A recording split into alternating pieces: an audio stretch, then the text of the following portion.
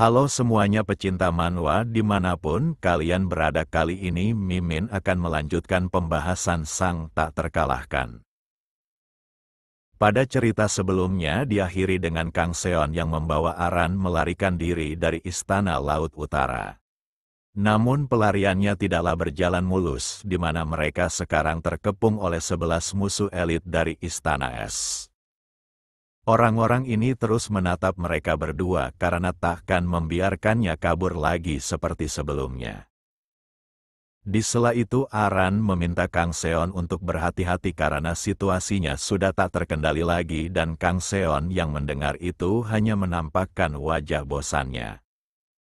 Para pengejar mengelilingi mereka untuk menutup celah, dan semua orang-orang ini merupakan master bela diri Laut Utara yang handal dan melebihi level Kang Seon. Hal itulah yang dikatakan oleh Aran, dan Kang Seon yang mendengarnya mencoba mengikuti alur dengan menunjukkan rasa terkejutnya. Kemudian salah satu dari master Laut Utara meminta tolong agar putri di depannya kembali ke istana. Lalu Aran menjawab dengan bertanya apakah dirinya akan diampuni jika kembali. Pria ini membenarkan hal itu karena tuannya pasti takkan menghabisi kerabatnya sendiri.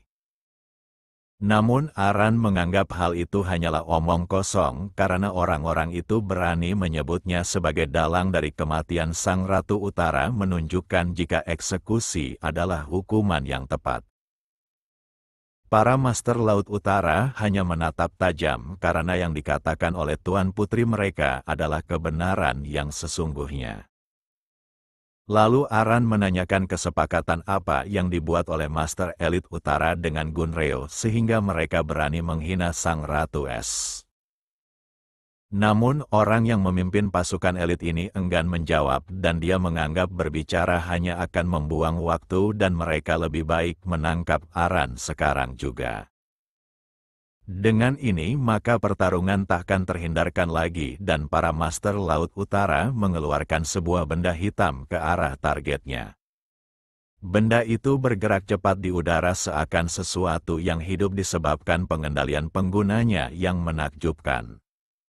Aran yang berada di sana kini terlilit oleh tali hitam itu, dan dengan ini maka dia takkan bisa melarikan diri lagi. Di sisi lain Kang Seon hanya menatap tajam dengan ingin melihat alur situasi ini berjalan sebelum dirinya ikut campur. Akan tetapi Aran tidak berdiam diri saja, di mana dia tiba-tiba saja mencengkram tali yang mengekangnya. Tindakan itu cukup mengejutkan para master elit Laut Utara, dan mengatakan jika upaya itu akan percuma disebabkan senjata hitam yang mereka gunakan bukanlah benda biasa. Aran mengerti hal itu, dan dia juga bukanlah seorang putri lemah yang akan mudah dikalahkan. Dia pun mulai menggunakan kekuatannya dengan membekukan tali hitam itu agar dapat meloloskan diri. Aran paham jika tali hitam ini bahkan takkan rusak meskipun diadu dengan pedang, tapi jika dibekukan sampai ke intinya maka apapun dapat dirinya hancurkan. Tali hitam yang hancur itu terus berjatuhan diiringi tali yang melilit tubuhnya, kini terlepas. Meskipun Kang Seon masih terlihat bosan, tapi dia cukup terkesan akan kemampuan gadis di depannya. Pemimpin pasukan elit Laut Utara merasa jika membawa tuan putrinya dengan ramah akan sangat sulit, di mana mereka terpaksa melukainya. Kini Aran mulai melesat maju karena dia akan mengirim para pengkhianat sesungguhnya ke neraka meskipun harus mempertaruhkan hidupnya. Pria ini yang melihat Aran datang segera bersiap meluncurkan tinju miliknya. Akan tetapi siapa sangka Aran tidak menghindar dengan lebih memilih untuk memblokirnya secara langsung melalui tangkapan miliknya. Lalu Aran menggunakan kekuatan hingga matanya menyala di tengah udara bersalju ini. Yang benar saja Aran berhasil membekukan tangan lawannya. Tinju yang dilancarkan pria ini bukanlah suatu serangan tanpa energi internal, tapi dia masih kalah. Kedua rekannya yang melihat pemimpinnya dalam bahaya segera melompat untuk bergabung dalam pertarungan. Di sisi lain Kang Seon mulai menampakkan wajah ketidaksukaannya akan tindakan yang mengeroyok seorang gadis. Meski musuh datang padanya, tapi Aran tetap tenang, seakan dia menganggap mereka bukanlah masalah. Dia pun mengibaskan tangan bekunya ke arah orang-orang itu. Dalam waktu singkat kibasan tangannya diikuti oleh udara dingin yang sampai membeku dan menghantam mereka. Semua Master Laut Utara yang melihat hal itu hanya bisa tercengang karena kekuatan ini sudah mirip dengan penguasa Laut Utara sebelumnya yang sudah mati. Lalu Aran mengingatkan agar Kang Seon tidak ikut campur karena orang-orang yang dilawannya terlalu kuat untuk dirinya. Untuk kesekian kalinya Kang Seon direndahkan dan dia menerima hal itu dengan baik. Beralih ke Istana Laut Utara di mana pertarungan Taeyong dan sosok misterius itu terus berlanjut. Di sana mereka berdua masih bertahan dengan baik, meskipun sudah bertukar serangan.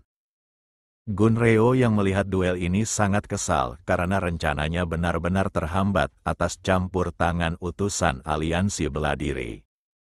Walau Taeyong termasuk dalam jajaran master terkuat dalam murim, tapi dia tak boleh meremehkan lawannya saat ini.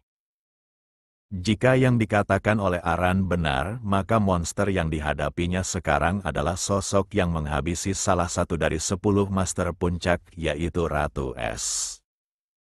Taeyong tidak memungkiri jika seni bela dirinya sudah berkembang, tapi apakah dia benar-benar bisa mengalahkan sosok yang menghabisi salah satu dari top 10 master puncak?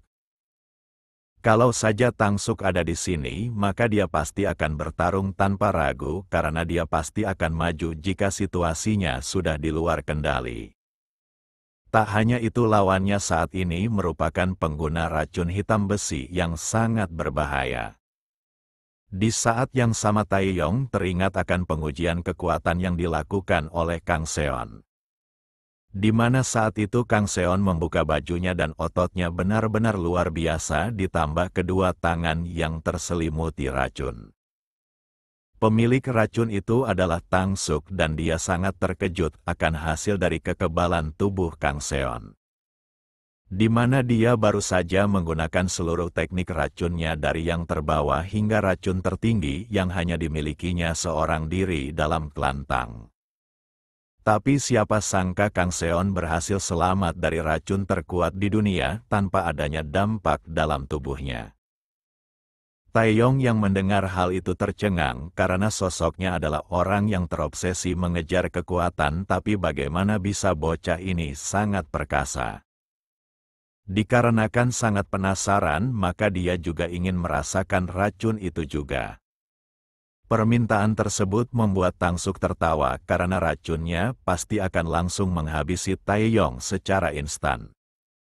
Walau semua orang mengetahui jika Kang Seon adalah muridnya, tapi nyatanya berbanding terbalik dan sampai saat ini Taeyong belum bisa mengukur semengerikan apa dia. Kemudian Tangsuk berharap Taeyong tidak berkecil hati karena selama latihan bersamanya maka dia sudah pasti kebal terhadap beberapa racun mematikan. Kini Taeyong dihadapkan pada pilihan yang berat disebabkan lawannya adalah pengguna racun. Tangannya mulai terkena efek racun yang ada pada musuhnya. Sejauh ini Taeyong sudah beberapa kali hampir mati, dan sekarang dia akan menguji keberuntungannya sekali lagi.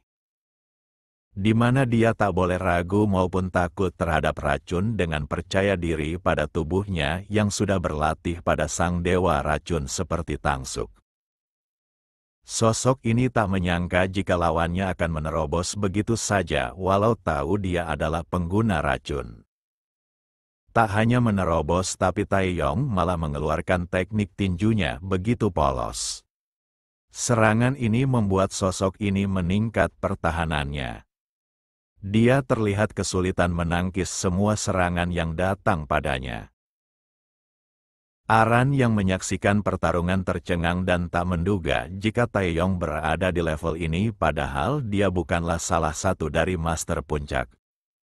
Tubuh yang dilawannya mengandung racun walau menyentuhnya dan Taeyong cukup lega karena dia selamat dari itu. Akan tetapi mengalahkan sosok itu bukan hanya lolos dari racun yang ada di tangannya. Dalam waktu singkat lawannya menyerang dan berhasil mengenai telak wajahnya. Serangan itu cukup fatal hingga membuat wajahnya mengalami dampak yang menyedihkan. Namun Taeyong sudah terbiasa akan rasa sakit dan tubuhnya sudah siap melakukan segala cara untuk memenangkan duel ini. Sekarang tangan mereka berdua saling mencengkram satu sama lain. Keduanya pun mulai beradu kekuatan hingga salah satu tangan mereka hancur hingga ke tulang-tulangnya. Meskipun hanya adu kekuatan, tapi semuanya tidaklah sesederhana itu di mana sosok itu mengeluarkan racun mematikan. Taeyong dalam bahaya dan apakah tubuhnya bisa bertahan dari efek racun tersebut?